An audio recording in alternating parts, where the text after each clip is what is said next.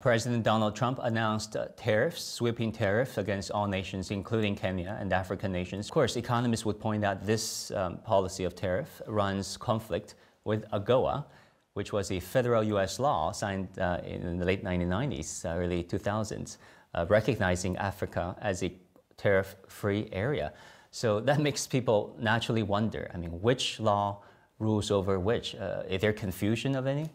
The whole tariff regime has taken all of us by surprise.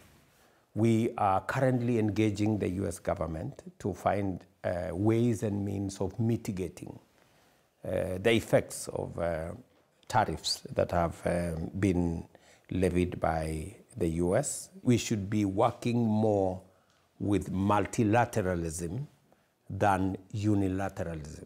We believe that multilateralism has greater safeguards and provides an even environment for trade for nations across the world.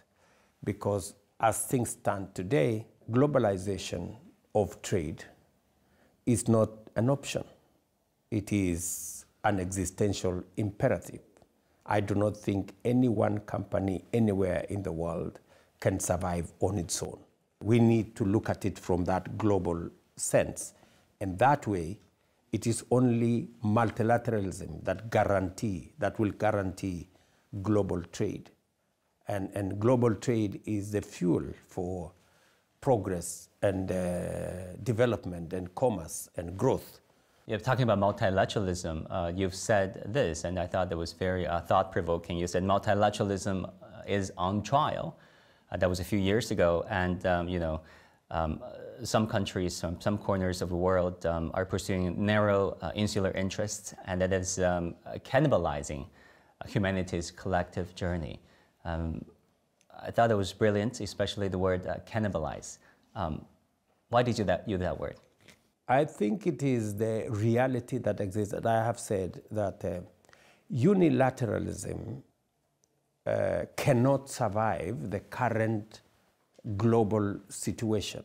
No one part of the world can act in isolation to the rest of the world. And whatever happens in one part of the world affects the rest of the world.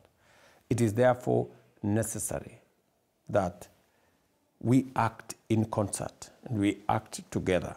And despite the fact that the multilateralism is being tested, I believe that it is the solid foundation upon which nations can engage.